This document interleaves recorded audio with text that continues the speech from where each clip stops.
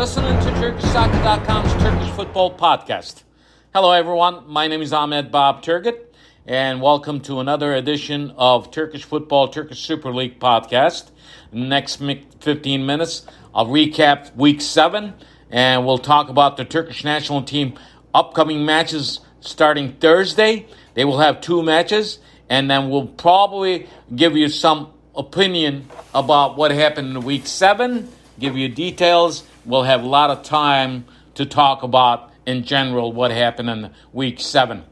If we recap Week 7, Fenerbahce trashed Alanyaspor, and Galatasaray somehow knows how to win after chaos season that they had last season. Adana Demirspor on top of the Turkish Super Lig after Week 7. Başakşehir is the only team has not lost a match and not conceded any goals in their goal. Başakşehir is looking good. And Besiktas, what could we say about Besiktas? Besiktas losing blood before Fenerbahce derby match in Week 8. It's coming up on October 2nd. It will be in the front of their own fans in the Besiktas Stadium, Vodafone Stadium. We'll talk about that if we have time. So pretty much Week 7 was a lot of surprise things happen. And I can tell you one thing, the losers of the Week 7, because Konyaspor was on top before Week 7, they were in first place, they dropped down to 5th place. Another loser team after Week 7, Gaziantepspor dropped from 6th place to 9th place. The winners, definitely, there are 2 teams. Adana Demirspor, who were in the 4th place before the Week 7 matches, they are the top team right now in the Turkish Super League after Week 7. And another team made a big jump and gained huge success. Galatasaray moved from 5th place to 2nd place. They actually have the same points with Adana Demirspor. So those are the losers and the winners so far after Week 7, what happened after Week 7 matches. Now, we have to give a lot of kudos to Fenerbahce. Fenerbahce coach Jorge Jesus is doing good job. They're doing good in the European competition matches, and they're scoring a lot of goals. They are the, right now, number 1 team who has scored most goals in the Turkish Super League. Another coach that came into scene last season with Adana Demirspor, after Adana Demirspor sacked Samet Aybaba, Vincenzo Montello, Italian coach, young coach, is on top of the Turkish Super League now. We have to mention his name. So Adana Demirspor, even though we just finished Week 7, there are at least 7 teams that has not played full 7 matches. There are teams like Başakşehir, Fenerbahçe, Giresunspor, Fatih Karagümrük, İstanbulspor, Ankaragücü, and Hatayspor all played 6 matches, not 7 matches. So they had, because of the bye weekend, every team is going to taste this bye weekend. So far, Başakşehir and Fenerbahce, the teams are really pushing for on top. I'm going to give you the standings, but these teams has one more game in their hand. So you got to look at this picture before Week 8, when we come back from international break. It's going to be something to see, because if you look at the schedule right now, number 1 team in the Turkish Super League, Adana Demirspor with 16 points, and Galatasaray follows them in the 2nd place with same points. 3rd place, Başakşehir, a team that has only played only 6 matches, did not lose match, and did not concede any goals. They're with 14 points. And the 5th place, actually 4th place, Besiktas, after disappointment tie, they're in the 4th fourth place with 14 points. Let me tell you, there are 3 teams with 14 points. Third place, Başakşehir. Fourth place, Besiktas. Fifth place, Konyaspor. All have 14 points. Sixth place, Fenerbahce, the team that has only played 6 matches. Another team has 13 points. Seventh place, Trabzonspor with 13 points. Eighth place, Kayserispor with 12 points. And ninth place, Gaziantep, from coming down 6th place to 9th place with only 11 points. The bottom of the barrel, it is chaotic.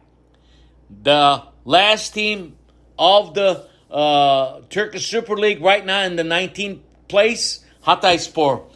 As you remember, last season, Hatayspor were doing fantastic after they lost their coaches. As a matter of fact, their coach has been sacked, and former Turkish National Team goalkeeper, Fenerbahce goalkeeper, Volkan Demirel, will be coaching Hatayspor. They have only 1 point. I would dare to take a team with 1 point after week 7.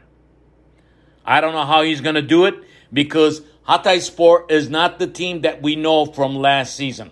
18th place team is Ümraniye. The newcomer has only 2 points. 17th place, Sivasspor. Even though they're coming back in the European competition, but Sivas has to do good in the Turkish Super League. They have only 4 points. They're in the danger zone. Another team with 4 points is Ankaragücü, is in 16th place. 15th place, the team that tied with Besiktas, Istanbulspor, has 5 points.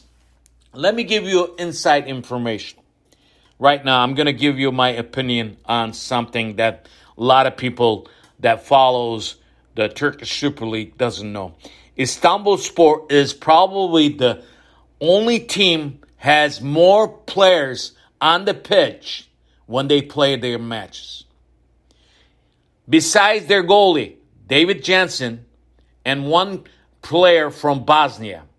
That's all I have. The starting 11 has only 2 foreign players.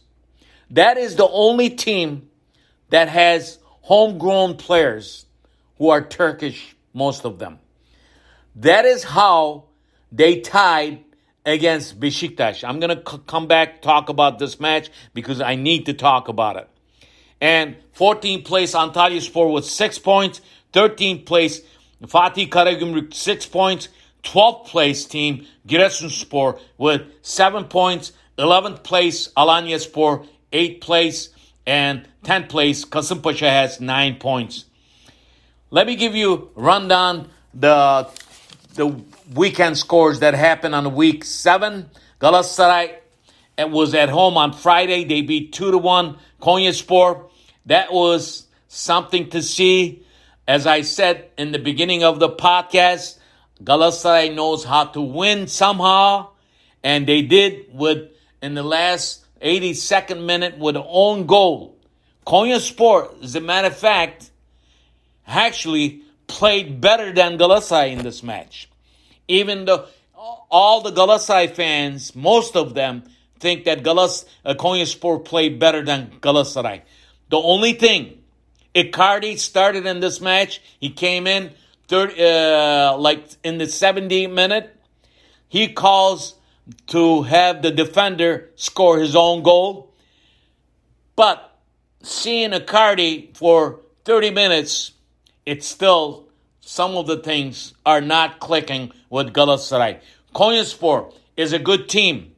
The only thing that it was in the beginning of the match, Galatasaray scored their first goal in the first minute. Huge mistake by goalkeeper and a defender. So after that match went on, Galatasaray captured the first place for the first time after 56 weekends. Can you imagine a team that we call the Giants of Istanbul, Galatasaray?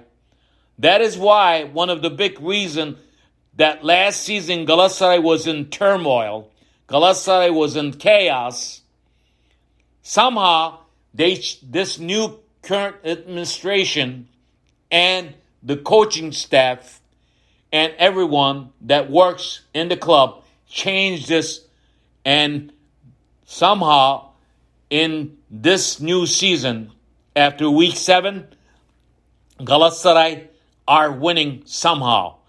But they have a tough match coming up after the international break. They are going to Adana to face first place team Adana Demirspor.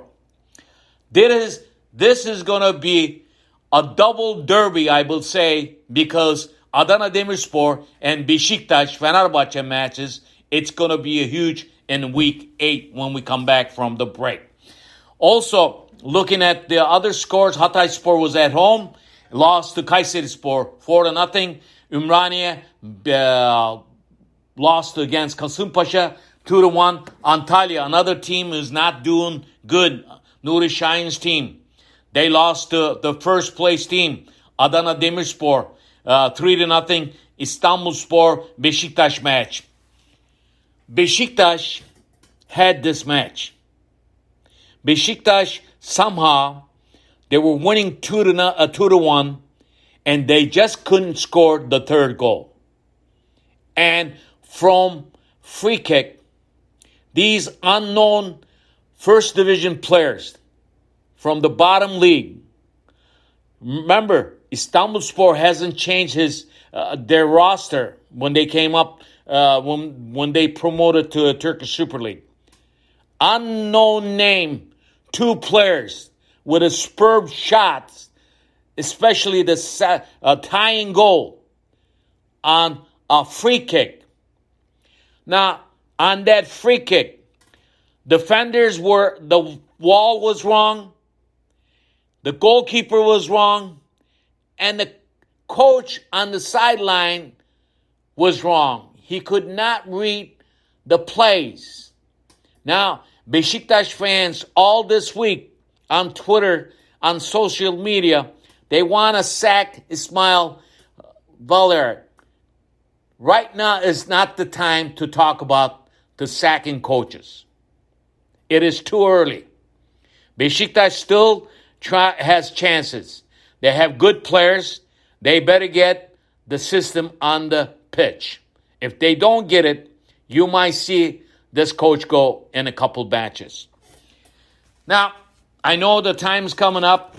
I wish I could talk more about other games, but I want to talk about the Turkish national team matches coming up. On Thursday, Turkish national team at home will play in Istanbul against Luxembourg, and the match will be on September 22nd, this coming Thursday. The second match of the Turkish national team, they will travel to Faroe Islands, and the second match will be on Sunday, September 25th. Now, as you know, I'm not excited about Turkish national team, even though they have very young talents right now on the team. But Turkish national team dropped from A League, B League to C League. That is bad for Turkish football. To see Turkish national team in the League C, even though they're on top with 12 points right now, and Luxembourg is in second place with 7 points. God forbid, if they lose this match or a tie, that is not going to be good. Faroe Islands has 4 points, and the last place team, Lithuania, has 0 points. But this is what I'm getting to. Even though coach is trying to do something good with the Turkish national team, we should not be in this League C group. All the mistakes that Turkish Football Federation and Turkish football clubs are doing, they better get their acts together. I know time is running out. Good luck to Turkish national team. We'll talk about the matches after Sunday matches, and we'll talk about week 8 too. My name is Ahmet Bob Turgut. Listen to my podcast wherever you listen to your podcasts. See you. Bye-bye.